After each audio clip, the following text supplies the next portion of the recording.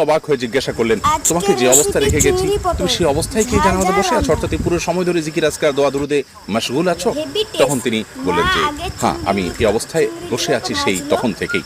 নবী করিম সাল্লাল্লাহু আলাইহি ওয়াসাল্লাম তখন তাকে বললেন যে তুমি দীর্ঘ সময় ধরে যত আমল করেছো বসে বসে, আমি যাওয়ার পর বাসা থেকে 4টি বাক্য 3বার পটলকে ভেজে নিল, তারপর হলুদ মরিচ নুন দিয়ে মাখিয়ে নিল, লবণ দিয়ে ভালো করে মশলাটাকে কষলো।